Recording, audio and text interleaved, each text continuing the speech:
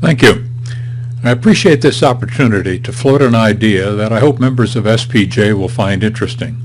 Interesting enough that some will step up and say, yeah, I want to get involved.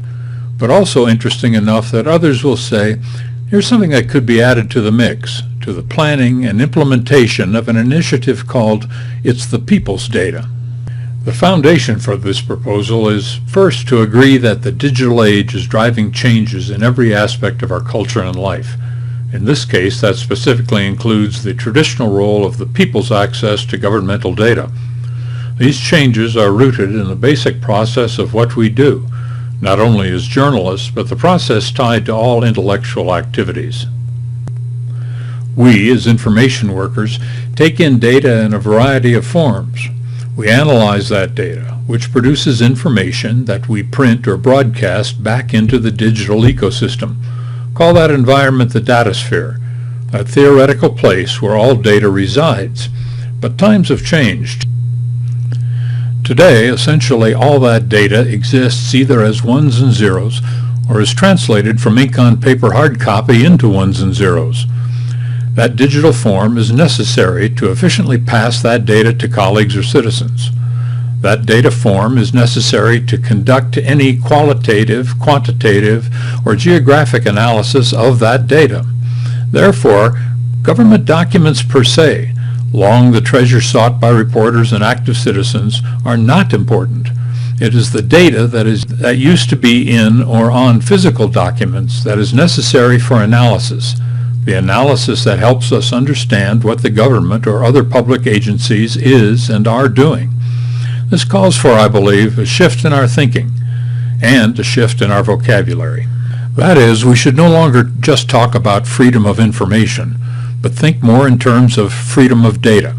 It is the digital data in all of its forms, textual, quantitative, geographic, photographic, that is necessary for fact-based decision-making. And here's the key point. Taxpayers paid for the collection of all that data in the hands of government. We all paid for it.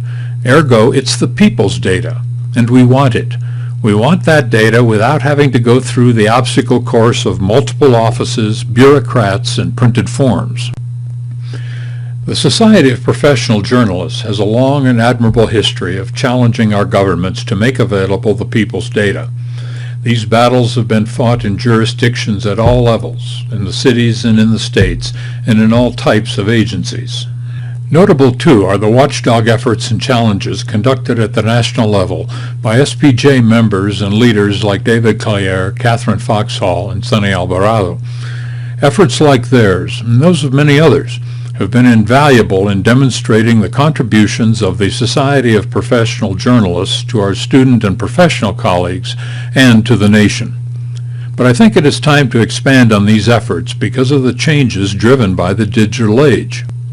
Historically, our actions regarding the freedom of information, or freedom of data, most often have been in response to a denial of access. Some bureaucrat or politician, often arbitrarily, decides that a citizen or a reporter cannot have some documents or data. Why? Well, just because, is the response, followed by a myriad of rationalizations. Then pressures from SPJ and other organizations, and possibly litigation, follows. In the digital age, citizens are becoming less tolerant of such cavalier responses from public employees. In a time of rapid photocopy machines and overnight delivery from Amazon, not only do we want it all right now. But for every action, there's a reaction. Despite the reality that digital data moves at the speed of light, government agencies are not prepared for the wave of requests by the people for the people's data. And the general public probably does not realize that the majority of those requests for the people's data are not coming from journalists. They are coming from corporations and lawyers who, most often, have very narrow objectives. Given these new factors in the digital age, I suggest that it is time to leverage SPJ's status, abilities, and activities by taking them to a broader and yet intensely local audience, an audience of citizens and organizations also seeking the people's data. Here's why. Traditionally, government in America has been charged with managing specific societal needs and responsibilities. Data to drive decision-making related to these tasks has been collected by officials since Moses took a census, just 13 months after leading the Israelites out of Egypt. Today, that collection task continues, but on a much larger scale. Data is collected by every agency at every level of government, and even the census manuscripts of 1790 is available in digital format. But as always, the people paid for the collection of this data with their taxes.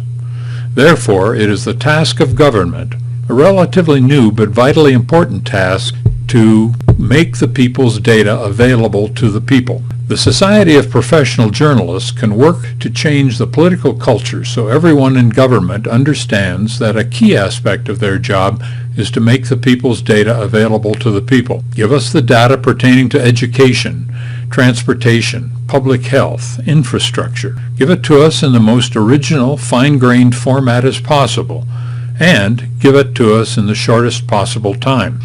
How can SPJ speed up the process? Here's how we might do that. SPJ, working with local journalism institutions, becomes the hub for linking the media with the community to together inventory and harvest city and county data, and then coordinate the training of citizens in analysis and presentation of that data. The journalist might learn something as well. This will be a complex and a very long-term project. The emphasis here is on broad community participation. That will call for a lot of promotion and major recruitment efforts at the community and county level. It will also call for dedicated project leaders who are conversant with digital collaboration and task management tools. Some knowledge of database creation and structure will also be helpful. And it will call for some significant fundraising.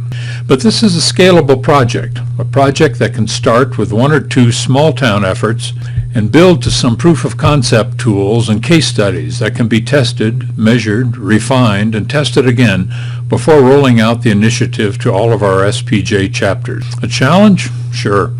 But I think the reputation of SPJ, along with the digital age conditions challenging the media and citizens today, can generate a unique synergy of opportunity and service to deliver results. Of course, there are both pros and cons to this. On the downside, it is relatively easy to learn and employ the technologies needed to plan and execute this project. But changing a culture is what is hard. So this is far from an overnight endeavor. Current student members of SPJ will be working on this when they are in retirement. And building and managing this initiative will require some full-time dedications from someone. But in the long run, the return on investment will be great. The rewards are rich and varied. The rewards are novel. But those rewards will flow to citizens and also to the media organizations that step up to lead this effort to enrich democracy and citizen participation in our democracy. So, please feel free to download or pass along this presentation. The links are up there. And if you're interested in working on the It's the People's Data initiative, contact me at the email address down there. I'm Tom Johnson. Thanks for watching.